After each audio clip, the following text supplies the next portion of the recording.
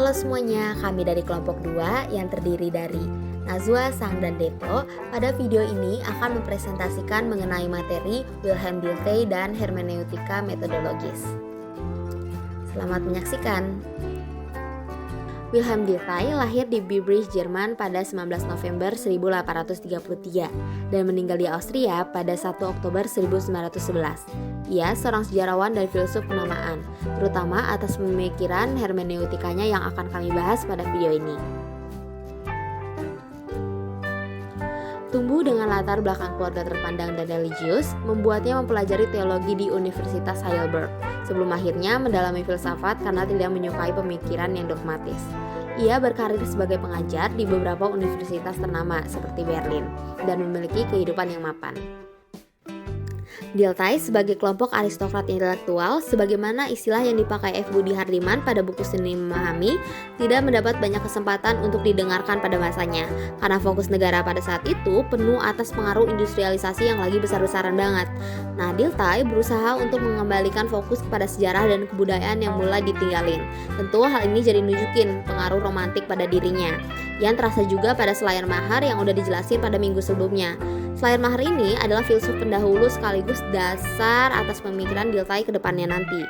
Jika Schleiermacher memusatkan objek kajiannya pada teks sebagai tulisan, nah Dilthey menarik objek kajiannya lebih jauh, yaitu berupa semua produk kebudayaan, termasuk karya seni, yaitu lukisan, sastra, dan peradaban sejarah, perbuatan atau tindakan, juga interaksi kita dalam dunia historis. Ia telah menulis beberapa karya tulisan yang memusatkan pembahasannya pada materi sosial kemanusiaan yang bisa kita lihat sendiri lewat judul-judul tulisannya berikut. Nah, bagi Dilthey, hermeneutika adalah dasar epistemologis atas ilmu-ilmu sosial kemanusiaan. Dengan metode Geisteswissenschaften, yaitu ilmu-ilmu sosial, berlawanan dengan Naturwissenschaften, yaitu ilmu-ilmu alam.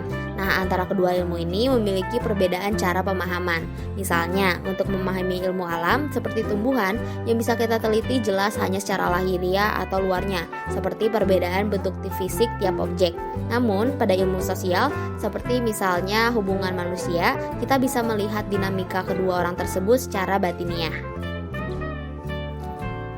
Pada masanya telah muncul sebuah pandangan yang melihat kompleksitas manusia dan dinamika masyarakat hanya dari sisi lahiriah dan material secara mekanistis.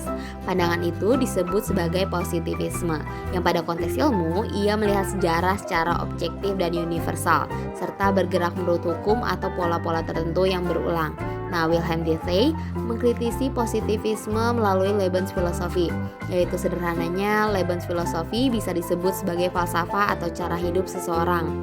Misalnya, sang Ayub yang berpikiran bahwa berbohong adalah salah, apapun alasan dan tujuannya, sehingga tidak ada pembenaran sama sekali terhadap orang-orang yang melakukan kebohongan, dan itu adalah falsafah sang Ayub.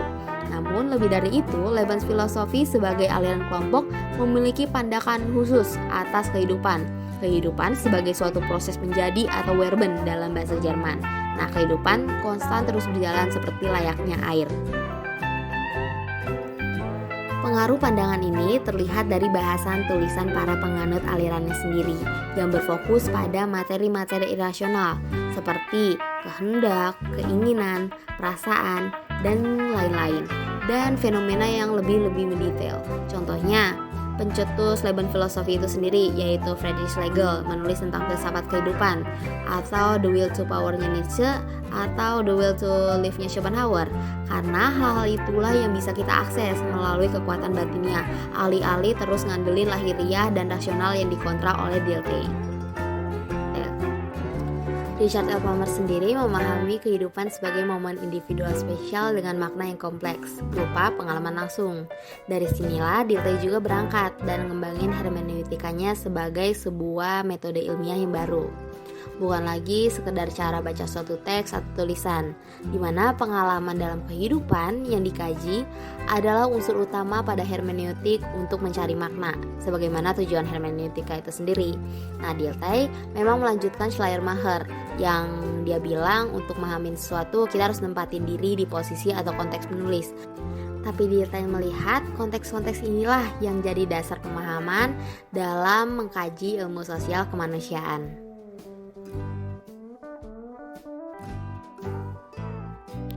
Dalam mempelajari hermeneutika Dilthey, kita perlu mempelajari terlebih dahulu apa tujuan dari filsuf ini memakai hermeneutika. Tujuan Dilthey adalah memberikan justifikasi rasional atas ilmu-ilmu tentang manusia dan masyarakatnya. Justifikasi rasional adalah penalaran yang membenarkan kesahihan sesuatu. Penalaran ini dibutuhkan agar kita dapat menerima atau mempercayai sesuatu secara rasional. Misalnya, bagaimana kita bisa mempercayai bahwa bumi berputar pada porosnya?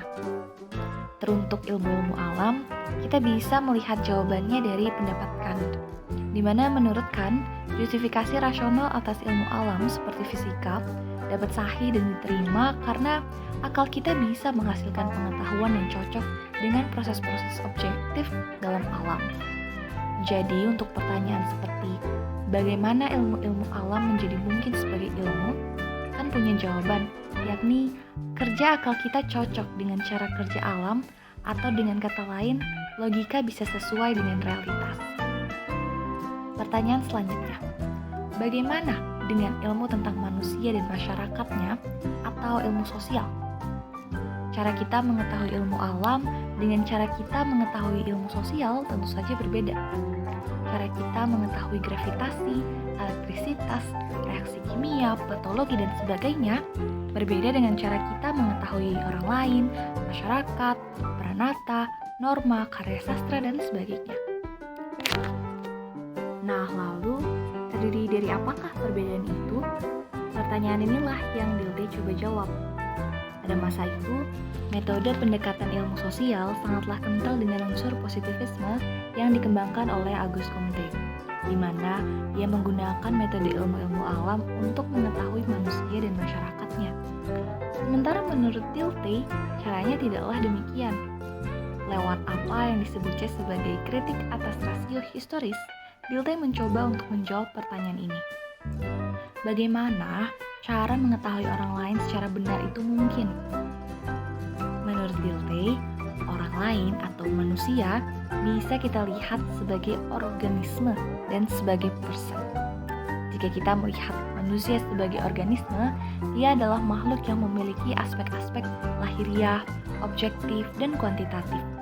Sementara jika kita melihat manusia sebagai person, dia adalah makhluk yang menghasilkan dunia sosial historis, yang dimana ini tidak bisa diakses oleh ilmu-ilmu alam. Kemudian, bagaimana kita bisa mengakses person? Menurut Dilthey, akses itu menjadi mungkin karena kita sebagai manusia dapat menangkap inner Leben orang lain atau kehidupan batiniahnya. Tugas dari ilmu-ilmu sosial kemanusiaan adalah menangkap kehidupan batiniah dari orang lain ini. Namun masalahnya, kehidupan batiniah yang bisa kita ketahui hanyalah kehidupan batiniah diri kita sendiri. Bagaimana kita bisa menangkap sesuatu yang bukan milik kita sendiri, seperti inteleben orang lain? Menurut Dilthey, ada dua hal yang memampukan kita untuk mengetahui kehidupan batiniah orang lain ini. Yang pertama, itu konteks yang sama. Kita memukini dunia sosial historis yang sama dengan orang lain, sehingga ada kesamaan cara berpikir, cara hidup, dan akhirnya ada juga cara yang kurang lebih sama dalam penghayatan. Dengan cara itulah, kita juga menjadi terhubung atau tersambung dengan orang-orang lain. Hal yang kedua adalah empati, di mana yang dimaksud dengan empati di sini adalah kita mengalami kembali pengalaman batiniah atau dunia mental orang lain. Metode yang dipakai oleh Dilthey disebutnya sebagai Verstehen. Artinya dalam bahasa Indonesia adalah memahami. Metode ini memusatkan diri pada sisi dalam objek penelitian atau dunia mental atau penghayatan. Di sini peneliti tidak mengambil jarak penuh, melainkan berpartisipasi di dalam interaksi dan komunikasi sosial dengan hal-hal yang ditelitinya. Hermeneutika bagi Dilthey tidak hanya mencakup cara baca atas teks tertulis, tetapi juga sebagai upaya untuk mengetahui dunia sosial historis yang dialami oleh manusia.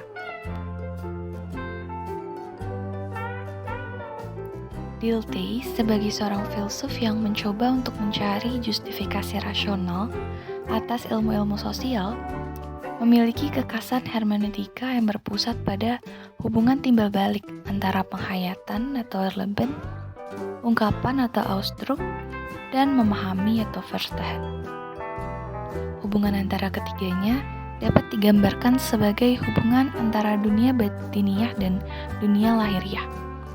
Penghayatan merupakan suatu hal dalam dunia batiniah, sedangkan ungkapan adalah suatu hal dalam dunia lahiriah. Kemudian, apakah ungkapan bisa sama persis dengan penghayatan? Agaknya tidak, karena adanya jarak antara dunia batiniah dan dunia lahiriah. Disinilah Verstehen menjalankan tugasnya sebagai jembatan.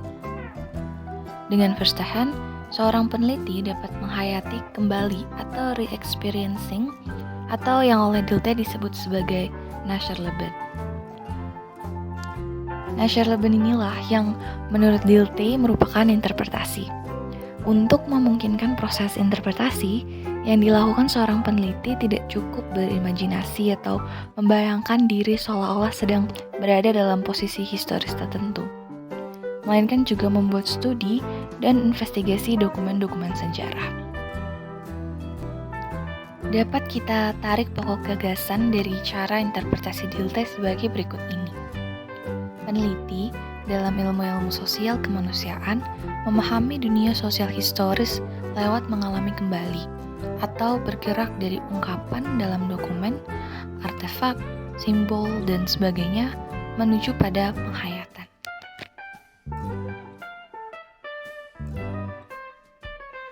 Proses penafsiran di dalam ilmu sosial kemanusiaan dijelaskan oleh Dilthey sebagai sebuah lingkaran hermeneutis yang intinya adalah bahwa setiap bagian dapat dipahami hanya dari keseluruhan yang mencakupnya maupun sebaliknya. Misalnya, untuk memahami kata, kita harus lebih dahulu memahami kalimat. Sementara, untuk memahami kalimat, kita harus lebih dahulu memahami kata. Makna juga ditangkap lewat sebuah interaksi antara bagian-bagian dan keseluruhan. Makna mendahului distingsi antara yang subjektif dan yang objektif. Artinya, makna sudah inherent di dalam roh objektif atau objek-objek sosial historis tersebut. Atau, dengan kata lain, makna tidak diciptakan, melainkan ditemukan, karena ia sudah ada di sana. Sebagai contoh, untuk memahami makna kearifan lokal, atau biasa disebut sebagai local wisdom, bernama Smong di Semule Aceh, kita sebagai penafsir harus menempatkan di dalam kondisi sosial historis atau ruang objektif yang permanen di sana, berupa sistem norma, sistem ritual, dan struktur kasta yang berlaku di dalam kebudayaan etnis Semule Aceh ini. Sebab dunia sosial historis menurutnya tidak lain adalah sebuah hasil objektifikasi yang mengandung sisi permanensi di sana. Kalau diilustrasikan dengan lebih membumi misalkan, maka akan terjadi seperti ini. Erlebnis dari sebuah masyarakat atau dunia batinnya ini dieksternalisasikan keluar, adanya seperti seorang pematung yang mempunyai konsep membuat patung. Sebut saja patung kuda. Kan di dalam pemikiran si pematung sudah ada konsep kuda. Dan juga sebongkah batu, kemudian seseorang tersebut memahat batu itu sesuai dengan gambar apa yang ada di dalam pikirannya. Lalu jadilah patung kuda itu. Maka kita sebut patung kuda adalah eksternalisasi dari konsep atau ide dalam pikiran seorang pematung tersebut, menjadi sesuatu yang eksternal di luar diri dia. Contoh ini juga berlaku untuk pematung, berlaku untuk penulis, berlaku untuk semua. Oleh karena itu, semua produk kultural seperti gaya hidup, artefak, kesenian, hukum, sains, mitos, dan sebagainya itu adalah sebuah hasil eksternalisasi dari erlebnis atau pengalaman dunia batinnya suatu masyarakat, karena memang berciri objektif, faktual, dan tidak mudah berubah. Contoh lainnya seperti misalkan Universitas Indonesia yang selalu ada setiap saat sejak didirikan. Artinya ada suatu permanensi tertentu. Jadi Universitas Indonesia juga sebuah roh objektif. Masyarakat Indonesia, budaya Indonesia yang ada dalam bentuk pikiran, Candi Borobudur, tarian-tarian lagu, dan sebagainya. Itu semua adalah ruang objektif, karena ada permanensi tertentu, kata kuncinya. Selain itu, konsep yang tidak kalah penting, makna juga berciri historis. Artinya, makna di sini dapat berubah menurut waktu, hubungan, dan juga menurut perspektif mereka yang terlibat di dalam proses interpretasi. Misalnya, kata kroni mengalami perubahan makna yang lebih rendah. Sebelumnya, padahal kata ini bermakna sahabat, tapi kini kata kroni justru punya makna kawan dari seorang penjahat. Menurut Dilthey, terdapat beberapa pengertian umum untuk memahami, yaitu sebagai berikut. Memahami adalah sebuah proses kognitif dan reflektif untuk menghadirkan makna seutuh-utuhnya ke dalam kesadaran peneliti dengan tujuan mendapatkan first hand. Namun, memahami bagi Dilthey bukanlah sebuah empati psikologis sepertinya layaknya Schleiermacher. Artinya, first hand tidak diperoleh dengan merasakan kembali penghayatan mereka, melainkan dengan menemukan makna yang sudah inherent di dalam objektif. Kedua, Dilthey mengangkat aktivitas memahami lebih ke ranah metodologis, tidak seperti pendahulunya yang sekedar memahami sebagai proses epistemologis di dalam kehidupan sehari-hari. Memang tepat rasanya bila kita memiliki pendapat memahami merupakan sebuah kemampuan yang telah ada di dalam intuisi sehari-hari kita. Namun Dilthey menambahkan di sini, bila seseorang ingin memahami dunia sosial kultural, seseorang harus memiliki kompetensi metodologis untuk memahami agar kita tidak jatuh ke dalam subjektivitas. Ketiga, memahami harus memisahkan objek dan subjek, sebab makna dari dalam dunia sosial historis hanya dapat ditangkap bila kita mendekati hal dalam dunia sosial historis atau ruang objektif historis sebagai ungkapan kehidupan seniman atau para pelaku sosial. Memang, Dilthey berupaya untuk menjauhkan proses memahami makna dari subjektivitas sekaligus objektivitas. Tetapi sesungguhnya hal ini menimbulkan problem baru, yaitu bernama relativitas. Sebab makna berubah menurut waktu, hubungan, dan juga menurut perspektif mereka yang terlibat di dalam proses interpretasi. Tetapi terlepas dari hal tersebut, perubahan paradigma Dilthey layak diapresiasi setinggi langit, karena dapat memberi pendasaran epistemologis bagi metode ilmu sosial kemanusiaan dan membuka wawasan lebih luas lagi bagi hermeneutik modern.